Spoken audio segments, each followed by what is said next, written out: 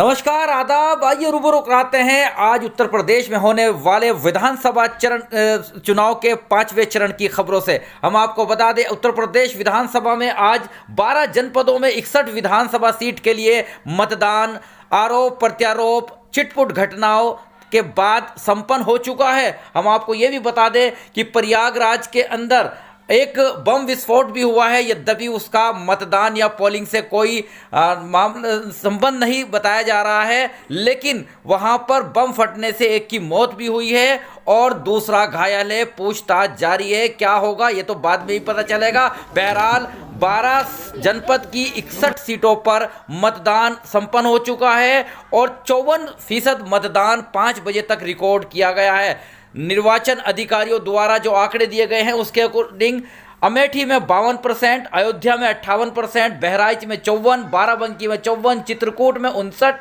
और गोंडा में 54%, कौशाम्बी में 57%, प्रतापगढ़ में 50%, प्रयागराज में 51% और रायबरेली में 56%, श्रावस्ती में 57% तथा सुल्तानपुर में 54% मतदान 5 बजे तक रिकॉर्ड हो गया था, जिसके आगे बढ़ने की भी अभी संभावना है। मतदान के दौरान लेकर चलते हैं आपको रामनगरी अयोध्या के अंदर भी आज मतदान शांति हो गया है और 5 बजे तक 58% मतदान यहां पर हो चुका था। आप देख सकते हो तस्वीरें, मौलाना साहब और संत पुजारी इन्होंने एक साथ मिलकर वोट डाली है। ये बेहद अच्छा एकता का परिचय देने वाली तस्वीरें हैं। इसके साथ हम आपको बताते हैं कि उत्तर प्रदेश सहित पूरे देश की नज़रें अयोध्या पर टिकी हुई थी, क्योंकि रामनगरी अयोध्या के अंदर भी आज मतदान होना था और यहाँ पर बड़ी प्रतिष्ठा का ये चुनाव मतदान बना हुआ है। लेकिन आप देख सकते हैं साधु संतों ने एकजुट होकर पोलिंग स्टेशन पर गए और उन्होंने मतदान किया। भारी संख्या में मतदान हुआ है, लेकिन 5 बजे तक मात्र 58% ही हो पाया था मतदान और इसके बाद और कुछ बढ़ने की अभी संभावना है, क्योंकि अभी 1 घंटा और शेष था जिसके बाद आंकड़े होंगे। लेकिन मतदान संपन्न हो चुका है। इसके साथ साथ हम आपको लेकर चलेंगे प्रयागराज में भी उत्तर प्रदेश के जो उप मुख्यमंत्री हैं केशव प्रसाद मौर्य, उन्होंने अपने पोलिंग बूथ पर मतदान किया। वोट डालने के लिए वो पहुंचे और वोट डालने के उपरांत उन्होंने मीडिया के सामने भी आए, मीडिया से मुखातिब हुए, बड़ी बड़ी दावे किए और इसके अलावा उन्होंने समाजवादी पार्टी के राष्ट्रीय अध्यक्ष अखिलेश यादव पर भी तीखा हमला बोला है।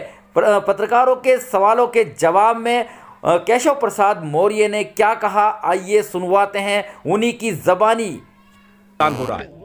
मैं शहर उत्तरी विधानसभा क्षेत्र में मेरा नाम मतदाता सूची में है और यह ज्वाला देवी विद्या मंदिर में मैंने अपने मताधिकार का प्रयोग किया है और सभी युवाओं से, सभी माताओं बहनों से, सभी बड़े बुजुर्गों से और सभी वर्ग के लोगों से अपील करता हूं कि वो भी निकले घर से और अपने मताधिकार का प्रयोग करें। अखिलेश यादव कह रहे हैं कि भाजपा साफ हो रही है। देखिए, मैं अगर कहूं, अब चूंकि पोलिंग स्टेशन पे हूं, उचित नहीं लगता, लेकिन फिर भी हम 300 से ज़्यादा सीटों के साथ फिर सरकार बना रहे हैं।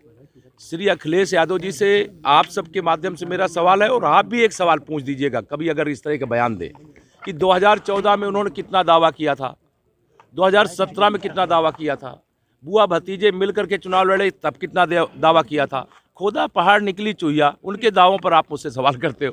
प्रयागराज में और सबसे ज्यादा जहां से अगर कहा जाए कि प्रयागराज में जो सबसे ज्यादा सीटें पाता हम पूरा प्रदेश जीत रहे हैं, प्रयागराज भी जीत रहे हैं, कौशाम्बी भी जीत रहे हैं, कहीं पर भी कोई समस्या कैसी चल रही है? मुझे लड़ाई वहाँ लगती नहीं, कहीं लड़ाई नहीं लगती है, सब बिना लड़ाई के ही हम लोग जीत रहे हैं। 12 में से कितनी सीटें वहाँ पर पसंद कर रहे हैं? 12 में से कितनी सीटें इस बार है प्रयागराज?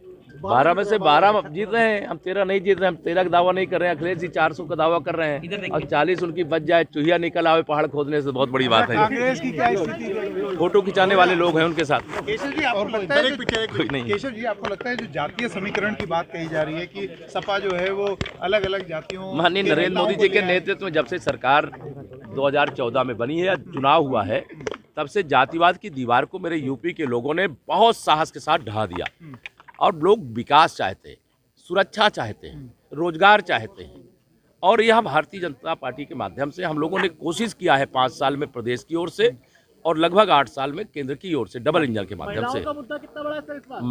निश्चित तौर से महिलाओं का मुद्दा भी सदा सर्वदा, महिलाओं की शिक्षा की दृष्टि से बेटी बचाओ न छोड़े हैं न छोड़ेंगे। आपको नहीं लगता बेरोजगारी एक बहुत बड़ा मुद्दा इस चुनाव में उठा है? नहीं, वो नुकसान पहुंचा सकता है? बेरोजगारी जो मुद्दा है उसका समाधान कोरोना के इतने भयानक संकट के बावजूद भी हम लोगों ने करने का पूरा प्रयास किया है और लोग संतुष्ट हैं कि जितना अच्छा हो सकता है पूरी दुनिया से अच्छा अगर किसी ने किया है तो हिंदुस्तान ने, और हिंदुस्तान में किसी ने सबसे अच्छा किया है तो उत्तर प्रदेश ने। मैं आप सबका धन्यवाद करता हूं और आप सबके माध्यम से एक बार फिर अपील करता हूं, आप भी अपने मताधिकार का प्रयोग करिए और लोग भी अपने घरों से निकले अपने मताधिकार का प्रयोग करें।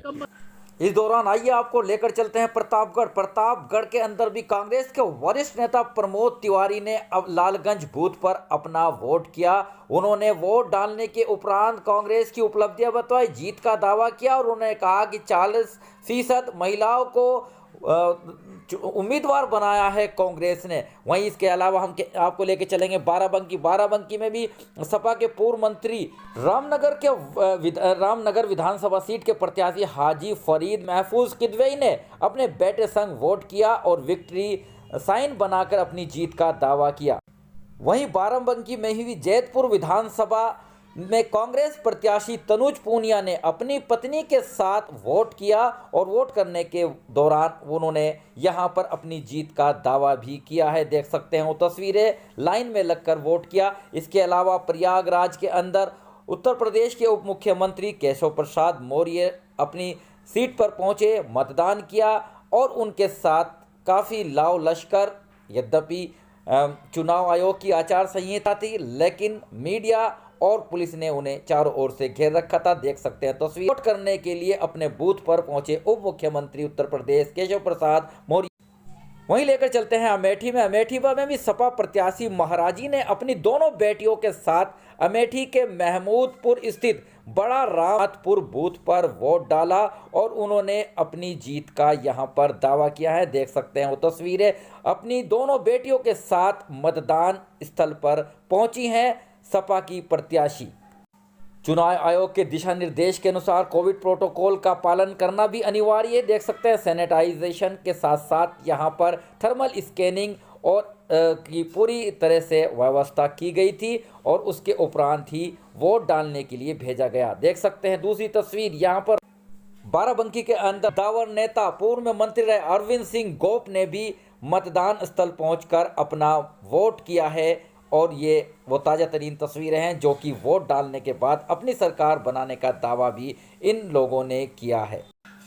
इसके अलावा लेकर चलेंगे आपको बहराइच में भी मुकुट बिहारी वर्मा ने जो है राजकीय बालिका इंटर कॉलेज में पहुंचे और यहां पर उन्होंने मतदान किया है। मतदान के बाद उन्होंने अपनी पार्टी की जीत का दावा भी किया है। चुनाव आयोग के निर्देशों के अनुसार मुख्य निर्वाचन अधिकारी तथा उप निर्वाचन अधिकारियों ने जो आंकड़े दिए हैं उसके अकॉर्डिंग शाम 5 बजे तक 12 विधान जो जनपद हैं उनकी 61 सीटों पर 54% से अधिक मतदान शांतिपूर्ण संपन्न होने का दावा उप मुख्य निर्वाचन अधिकारी द्वारा भी किया गया है। इसके साथ साथ हम आपको बता दें कि 1 घंटे में कितना प्रतिशत और बढ़ा है उसके आंकड़े कुछ ही देर में जारी किए जाएंगे। तब तक आप बने रहिएगा और देखते रहिएगा बार और बेंच लाइव न्यूज़ चैनल।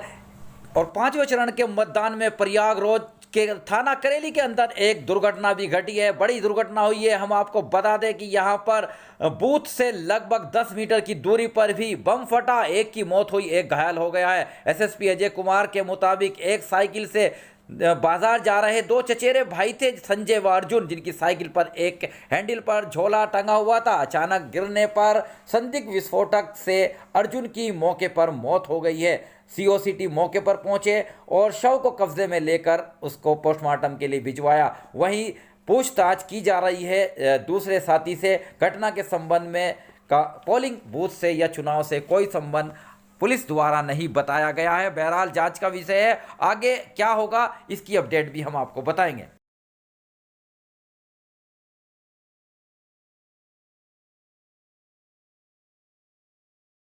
किन घटनाओं का? जनपद प्रतापगढ़ के विधानसभा क्षेत्र कुंडा में जनसत्ता दल के कार्यकर्ताओं द्वारा समाजवादी पार्टी के उम्मीदवार गुलशन यादव के ऊपर हमला किया गया।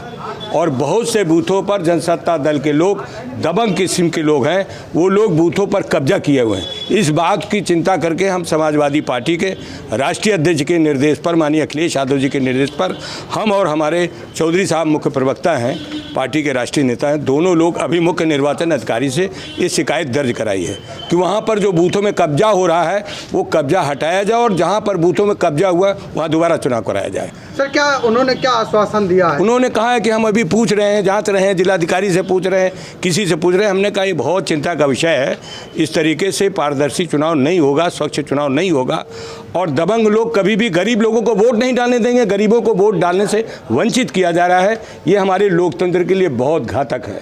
इसके पहले भी आपने कई बार कई चीज़ों को लेकर शिकायत की, क्या उसका समाधान हुआ? देखिए, शिकायत करना हमारा कर्तव्य भी है, हमारा अधिकार भी है। समाजवादी पार्टी समय समय पर अधिकारियों द्वारा किए जा रहे गलत कार्यों के विरोध में जो हमारे अनुमन्य अधिकारी हैं, मुख्य निर्वाचन अधिकारी, मुख्य निर्वाचन आयुक्त, तो उनके पास हम समय समय पर अपनी शिकायत दर्ज कराते हैं कि कार्रवाई की जाए। लेकिन बड़े अफसोस की बात है कि इस लोकतंत्र में मुख्य निर्वाचन आयुक्त से लेकर मुख्य निर्वाचन अधिकारी के यहाँ उन पर कार्रवाई में बहुत शिथिलता की जा रही है, जिससे हमें निष्पक्ष चुनाव होने की संभावना कम लग रही है। बहरहाल 5वें चरण में 10 जनपद की 61 विधानसभा सीटों पर आरोप प्रत्यारोप के उपरांत शांतिपूर्ण मतदान संपन्न हो चुका है। बने रहिएगा मेरे साथ। आरिफ शीशमैली, चीफ एडिटर बार और bench, and news in today, Lucknow.